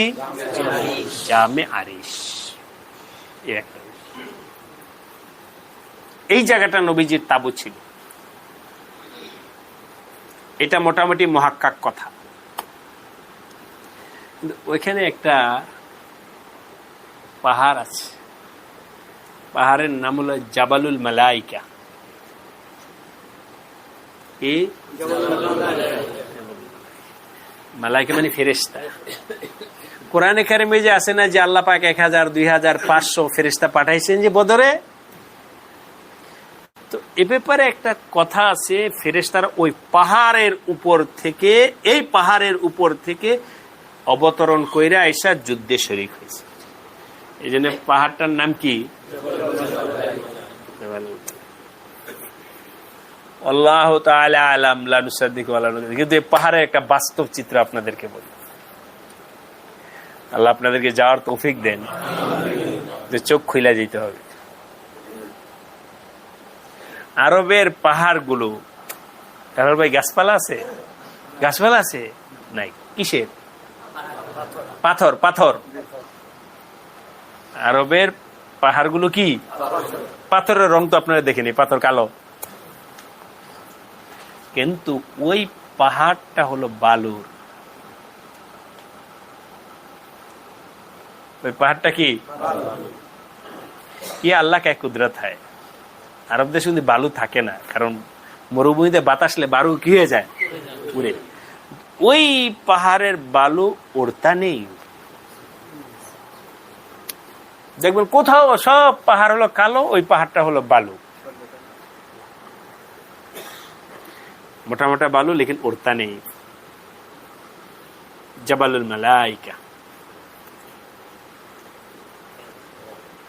তো কয়েকদিন আগে গিয়েছিলাম, এই সফরের আগের সফরে। আগে পরিকল্পিত হয়েছিল যে রাতে যাব, ওই পাহাড়ে উঠতে হবে। এখন তো ওঠার বয়স আছে, কিছুদিন পরে তো বয়স থাকবে না। পাহাড়ে আর দিনের বেলা এটা সম্ভব, যেহেতু কি বালু তো লাইভ, জোতা বাদে উঠবে। এটাকে আপনি 2 টাকার পাহাড় মনে করছেন, জোতা দিয়ে 10 হাত উঠবেন? রাতের বেলায় গেছি এশার পর, একবার উঠতে, ওই যে সুমন ছিল, সুমনেরা উঠছিল, ওর তো যুবক ছিল, ধরে উঠছে। আচ্ছা, আমি হাঁপাইতেছিলাম, তারপর উঠবো, একটু জিরে আনি, আস্তে আস্তে উঠবো। জাবালুল মালাইকা। যাক, ফিরে আসি। বদর যুদ্ধ একটা ঈর্ষণীয় উম্মতের নেয়ামত। আমাদের আগে ওই গতকাল না পরশু দিন আমাদের দিল কি, সাহাবীদের দিল কি। বদরের ফাজাইল সম্পর্কে যখন আয়াত নাজিল হয়েছে, নাজিল হওয়ার পরে যে সমস্ত সাহাবীরা পরে সাহাবী হয়েছে বা অংশগ্রহণ করতে পারে নাই, তারা মানে মজনু হয়েছে, ইয়া রাসূলুল্লাহ আরেকটা বদর কায়েম করেন, আরেকটা বদর কায়েম, আরেকটা বদর কায়েম করেন। আল্লাহ আয়াত মিম্মান কাজা নাহব, পরে আবার তাদের সান্ত্বনার জন্য আল্লাহ আয়াত নাজিল করছে। বিশাল বড় ব্যাপার। আমাদের দিল মুর্দা, তো এই জন্য এটা লুৎফ মজা আমরা বুঝবো না। এবার আসে, মিস্তা কি ছিলেন? বদরি সাহাবীদের ব্যাপারে আল্লাহ কোরআনে বলছেন, ইমালু মা শিইতুম, তোমরা যা মন চায় তা করো, আমি তোমাদের আগের পরের গুনাহ সব মাফ করে দিচ্ছি। বলেন, আয়াত বলেন। এরপরে ইমালু মা শিইতুম, যা মন চায় তা করো, তোমরা আজাদ। কত বড় ঘোষণা! এটা হাদিসের না গতি, ঘোষণাটা কিসের? এখন বলেন, এই বদরি সাহাবী মেস্তা একটা অন্যায় করছে, কার সাথে? একটা ইচ্ছা ছিল যে আপনাদেরকে মজা কিছুটা যেন এক চামচ মজা আপনাদের আসে, এই জন্য লম্বা করে কথাটা বল। সাহাবীদেরকে আল্লাহ কতটুকু ভালোবাসেন দেখেন।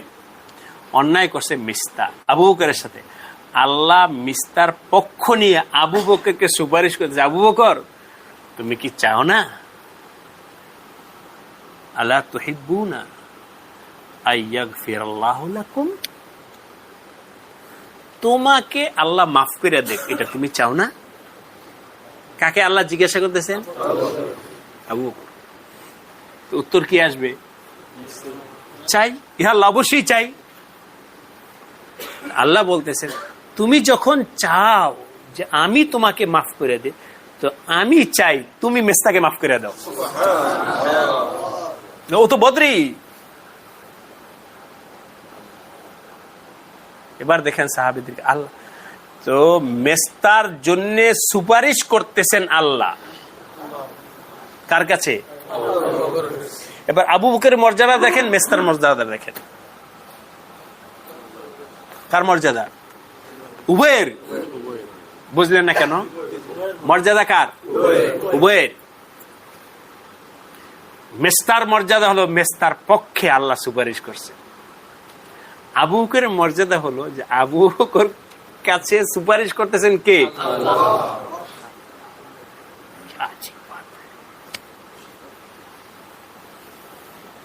मुफस्सिरीन लिखते हैं ये आयत हजरत सिद्दीक के शान में नाजिल हुई,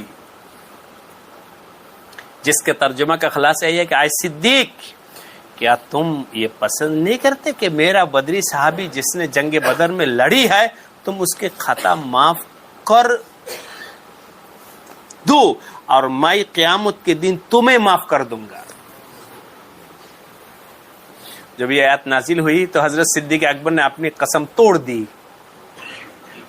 এই যে শোনেন, মুহূর্তের মধ্যে হযরত আবু বকর ওই যে কসম করেছেন ওরে আমি আর দান করব না, এর সাথে আমি কথা বলবো না, সাথে সাথে হযরত আবু বকর ফুলের তোড়া বানায় মেস্তাকে ডেকে নিয়ে এসেছে।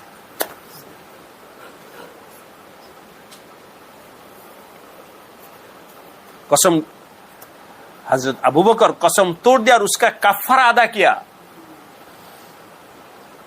अब दूसरी कसम उठाई कि अल्लाह इन्नी उहिब्बु अयगफिरल्लाहु ली वल्लाही। फौरन हजरत अबू बकर एक হলো কসম ভাঙ্গা মেস্তাকে ডাকিয়ে আনছেন, দ্বিতীয় কি বলছেন ওই আয়াতের জবাব দিছেন। একটু আগে যে আয়াত পড়লাম, কি আয়াত বলেছে বলেন তো? যারা ওলামা তাদেরকে বলি দিলটা খোলেন খোলেন, বলেন আয়াতটা বলেন, সাধারণ বাইরে তো বলতে পারবে না। আয়াতটা কি? আবু বকর তুমি কি চাও না যে আমি তোমাকে মাফ করে দিই? হযরত আবু বকর সাথে সাথে আল্লাহ পাকের কথার উত্তর, আল্লাহি হে আল্লাহ কসম অবশ্যই আমি চাই যে আপনি আমাকে মাফ করেন। ইন্নী উহিব্বু আইয়াগফিরাল্লাহু লি ওয়াল্লাহি ইন্নী উহিব্বু আইয়াগফিরাল্লাহু লি। অবশ্যই হে আল্লাহ আমি কসম করে বলতেছি অবশ্যই আমি আপনার মাগফিরাতের আশাবাদী। और मैं अपने अजीज के खता को माफ करता, मैं हमारे भाई के माफ करे वरता मैं अर्जुन में फुल तोरा बनाए रखी और फरमाया कि अब मैं पहले से भी ज्यादा उन पर एहसान करोगा এবং ওয়াদা করছে আল্লাহ আমি আমার কসম ভাঙলাম, কাফারা দিলাম আর আপনার সাথে ওয়াদা করতেছি ওকে আমি আগে যতটুকু এহসান করতাম এখন এটা ডাবল করে দিই। কথা কথা বেতন ডাবল। এই পারবা নিজের রাগকে এভাবে হজম করতে? সব বাদ, আমি বলছিলাম ওরে কিচ্ছু দিব না, এখন ডাবল দিব। ये नबी का साहबी है।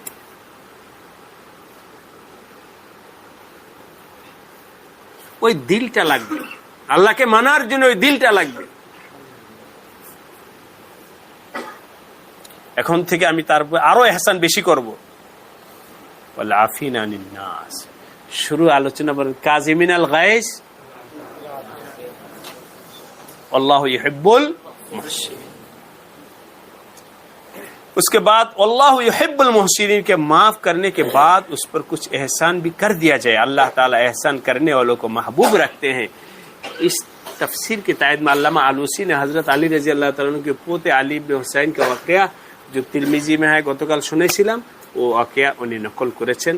আল্লাহ রাব্বুল আলামিন আমাদের সবাইকে নিজের রাগ গুসা হজম করার তৌফিক দান করেন, কিন্তু ছাড়া কি বলেন? কিন্তু বুঝছেন তো? কিন্তু ছাড়া হুজুর উমুক উমুক না, সবাই ভালো, খারাপ কে? সালাম দাও, যাও, ওই সালামের জবাব দেন, এটা তার ব্যাপার। ফোন দিছি, রিসিভ করেন, তার ব্যাপার। हजरत मौलाना इलियास साहब रहमतुल्लाह अलैह तबलीगी जमात के बानी और हजरत शेखुल हदीस मौलाना ज़करिया रहमतुल्लाह अलैह के हकीकी चाचा है। हजरत इलियास साहब रहमतुल्लाह अलैह हजरत शेख ज़करिया रहमतुल्लाह शेख एक मरतबा अपनी मुलाजिम पर नाराज हो गए। हजरत इलियास साहब रहमतुल्लाह अलैह एक बार उनार কর্মচারীর উপরে কোনো কারণে नाराज হয়েছে और फरमाया कि तुमने क्यों ऐसी नालायकी की। এমনি আপনাদেরকে মাঝখানে কথা বলা, উর্দু ভাষা মধ্যে একটা লুৎফ আছে, উর্দু ভাষার মধ্যে একটা লুৎফ আছে। তবে ভাষার লুৎফ পাইতে হলে ওই দেশে যাইতে হবে যে দেশে ভাষাটা চলে। আমি 2 বছর ছিলাম ইন্ডিয়াতে। কিছুদিন আগে আমার বাসায় আসছিলেন হযরত মাওলানা মুহাম্মদ মাদানী সাহেব। হযরতের সাথে যখন কথা সফরে কথা বলতে, हजूर का बोले हाफिजुद्दीन माशाल्लाह मालूम होता है कि तुम बिल्कुल हिंदुस्तानी आदमी हो। उर्दू बोलले হবে না, लहजा আছে, কথার ভাষা আছে। हमें तो मालूम होता है कि आप तकरीर भी कर लेंगे उर्दू में। हम बोला हजरत अल्हम्दुलिल्लाह, हम मलेशिया जाते तो वहां तो उर्दू से तकरीर करते हैं। কারণ হলো এরকমই হওয়া উচিত। একটা দেশে গেলে ওই দেশ থেকে অনেক কিছু শিখতে হবে। আমি যখন দেওবন্দে পড়ছি তো ওখানে পড়ার সময় 2 বছর ছিলাম যে বাংলাদেশি ছাত্রদের সাথে মেলাও কম করছি, বুঝলেন কথা? হিন্দুস্তানি ছাত্রদের সাথে বাংলাদেশি, আমি তো বাংলাদেশে এসে বাংলাদেশের সাথে চলতে পারবো, ওই দেশের ছেলে পেলেদের সাথে চলাফেরা, তাকরার, মুজাকারা এগুলো বেশি হয়েছে। আরো বিশেষ একটা অবদানের কথা আলহামদুলিল্লাহ আল্লাহ পাকের, যে বছর ইফতা পড়ি ওই বছর আমাদের আসরের নামাজের পর তাসাউফের তালিম হতো, বুঝলেন? ইফতা বলে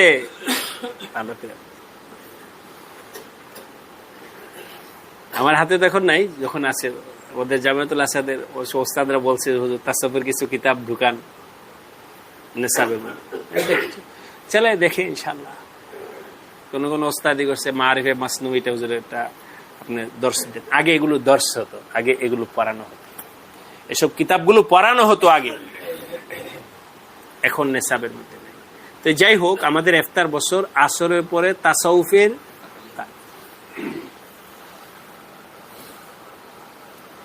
লম্বা করলাম না, ইত্তেফাকান আমার ওস্তাদ হযরত মাওলানা মুফতি আরশাদ সাহেব আমাকে দিয়ে পড়াইতেন পুরা বছর। তাসাউফের কিতাবের ইবারত আমি পড়তাম, হুজুর তাশরীহ করতেন। তো যেহেতু উনি আহলে জবান, কোনো শব্দ উচ্চারণে ভুল হলে সাথে সাথে ধরায় দিতে, বলে সাহেব উস মত পড়ো, ইস ইহা ইস হোগি। বুঝতে পারছেন কথা? ও বারবার পুরা বছর এরকম টুকতে টুকতে টুকতে টুকতে আলহামদুলিল্লাহ। যাক, এখানে যে জন্য বলছি হযরত ইলিয়াস সাহেব রহমতুল্লাহ আলাইহি একটা প্রশ্ন শব্দের মধ্যে এখানে একটা লুৎফ আছে, তো এই জন্য মাঝখানে এগুলো বললাম। উনি ওই গোলামকে ডাইকা বলছেন, ফরমায়া তুমনে কেউ এইসি না লায়েকি কি, এই শব্দটা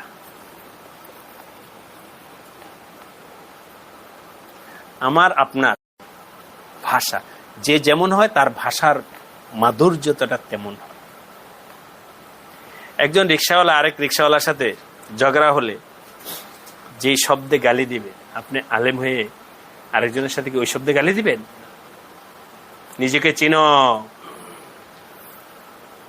নিজেকে চিনো। হযরত ইলিয়াস সাহেব গোলামের উপরে নারাজ হয়ে ডাকে যে ভাই আপনি এইসা নালায়েকি কেউ কি। বাংলাতে কি হবে? হবে না। বাংলাতে লোগাত করলে আপনি যেটা বলছেন ওইটা হবে, কিন্তু এটা নয়। আচ্ছা, এটা বুঝে দিকে অন্য একটা কথা। গতকাল না পরশুদিন বললাম যে আরবিতে মাফ চাওয়াকে কি বলে, বাংলা উর্দুতে উর্দুতে কি অর্থ, কি দুঃখিত বা মাপ চাই। লোগাত খুললে অর্থ কি? কোনো কথা নাই। ইচ্ছা বলছিলাম কোনো কথা নাই। বাংলাদেশে এক ছাত্র গেছে দেওবন্দে পড়তে, তো রাস্তায় হিন্দুস্তানে দেওবন্দে আবার রিক্সার নেই, বেল নেই। তো ওরা কিভাবে রিক্সা চালায় দেওবন্দে? চলো ভাই চলো ভাই চলো ভাই চলো ভাই, মানে রাস্তা দাও। তো নতুন বাঙালি তো আর বাঙালি তালেবেলিম তো এস্তেলা জানে না, সে তো চলতে আছে। তো তার পায়ের উপরে উঠাই দিছে রিক্সা তো গুরু গতি তো সব গিয়া ও ধরছে রিক্সা, আমার পায়ে লাগা লিখে। তো রিক্সাওয়ালা সে কোই বাত নেই, কি বলছে? এই ছাত্রের মেজাজ আরো খারাপ হচ্ছে, আমার পায়ে ব্যথা পাইছি, আবার ও বলে কি কোনো কথা নাই। তরজমা করছে কি কোনো কথা নাই। ও ঘুষি লাগাইছে রিক্সাওয়ালা। সবাই তো অবাক, আরে মৌলভী সাহেব क्या कर रहे हैं आप?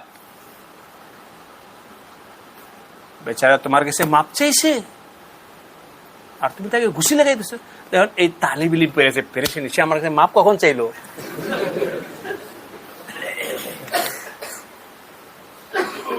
বুঝছেন কথাটা? বলেন কখন মাপ চাইছে? কই ভাই, এখন সেটার তর্জমা করছে তো অভিধান খুলে। নালায়েকি মানে হলো এত ভদ্রতার সাথে হযরত বললেন, শব্দের অর্থ হলো তুমি এই অযোগ্যতার কাজ করলা কেন। কিন্তু ভাষা হিসাবে অত্যন্ত ভদ্রতার সাথে তাকে তাম্বিহ করা। উসনে কা হযরত জি মাফ কর দো। সে সাথে সাথে হযরত ইলিয়াস রহমতুল্লাহকে কি বললেন? আর হিন্দুস্তানে ওই বড় মুরব্বীদেরকে হযরত জি বলতে, হযরত জি মাফ ফরমা দিজি। ওদের দিল, বিশেষ করে লখনৌ দেওবন্দ এলাকার মানুষের ভাষা ব্যবহার এত অমায়িক। ছাত্রদেরকে আল্লাহ ওয়ালে, তালেব ইলমদেরকে ছাত্রদেরকে আল্লাহ ওয়ালে ভাই, হিন্দুরাও এই শব্দ বলবে। हजरत जी माफ फरमा दो, गलती हो गई, इंसान हो। কামলা বলতেছে হযরত জি মাফ করে দেন, ভুল হয়ে গেছে, মানুষ তো ভুল হয়ে গেছে, आप माफ फरमा दीजिए। हजरत शाइख ने फरमाया ये गलती तो तुमने 1 दर्जन बार की है, 2-4 दफा हो तो माफ कर दो। तुम तो बार बार यही गलती कर रहे हो, मैं तुम्हें भुगतो। हजरत मौलाना इलियास साहब रहमतुल्लाह अलैह शाइख के करीब बैठे हुए थे। शाइख के कान में फरमाया कि मौलाना इतना भुगत लो जितना क़यामत के दिन अपना भुगतवाना है।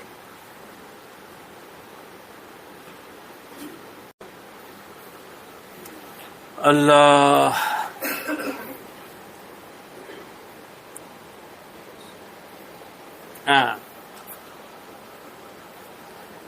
ঘটনা এরকম হবে, এখানে কিছুটা আছে, আপাতত এইভাবেই বলছি আপনাদের। হযরত ইলিয়াস সাহেব রহমতুল্লাহ জিজ্ঞেস, আই তুমি এই নালায়েকিটা কেন করলা? তো সে বলছে হযরত গলতি হো গায়ে মা ফরমা দে। ওই মজলিসে সম্ভবত শেখ জাকারিয়া রহমতুল্লাহ আলাইহি ছিলেন। হযরত শেখ জাকারিয়া রহমতুল্লাহ আলাইহি ওকে বলতেছে, মিয়া রোজানায় তুমি হযরতের কষ্ট দাও, ভুল করো, কত ভুল করবার মাপ চাইবা। হযরত শাইখ এভাবে বলতেছিলেন। আচ্ছা, তুমি রোজানা হাজারো ভুল করবা আর মাপ চাইতে থাকবা, কত তোমাকে মাফ করবে? এভাবে তাকে শাসাইতেছিলেন হযরত শেখ জাকারিয়া। হযরত ইলিয়াস সাহেব রহমতুল্লাহ আলাইহি কানে কানে বলেন, মাওলানা বলে সাহেব, হযরত শেখ জাকারিয়াকে বলে,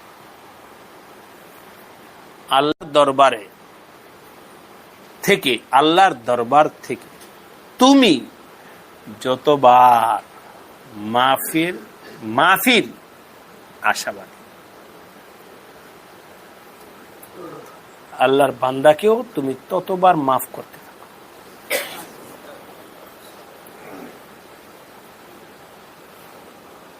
তুমি যতবার আল্লাহ থেকে মাফ, जितना माफ करवाना है लिहाजा मत कहो कि कितना भुगतो।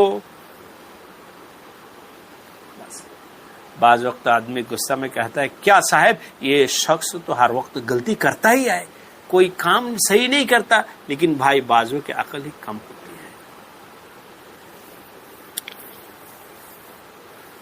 गुस्सा में अगर किसी पर ज्यादती हुई तो फौरन हाथ जोड़कर माफी मांगो। যদি কখনো আমরা সবাই দুর্বল মানুষ, রাগ গুসা নিয়ন্ত্রণ করব, এ সত্ত্বেও আমরা অনেক সময় সীমা লঙ্ঘন আমাদের থেকে হয়ে যেতে পারে। যদি কখনো কারো সাথে সীমা লঙ্ঘন হয় তো হাত जोड़कर उनसे माफी मांगो, মাপ চাওয়া শিখো।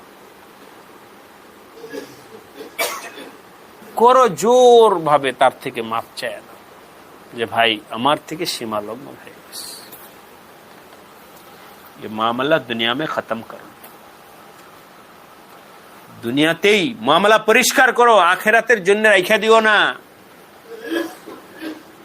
লে দেখে যত বিনয়ের সাথে ছোট হয়ে হোক মাফি। আল্লাহ রাব্বুল আলামিন আমাদের সবাইকে নিজের রাগ গুসা নিয়ন্ত্রণ করার তৌফিক দান করেন।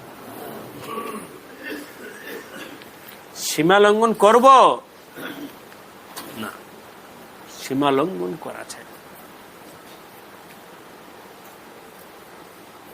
সীমা লঙ্ঘনের ব্যাপারে শোনেন, ইনশাআল্লাহ কালকে এই চ্যাপ্টার আলোচনা আমাদের শেষ হবে। সীমা লঙ্ঘন করলে আল্লাহ পাকের পক্ষ থেকে রহমতের যে নালা জারি আছে ও বন্ধ হয়ে যায়, ফাইজানে রহমতের দরজা বন্ধ হয়ে যায়।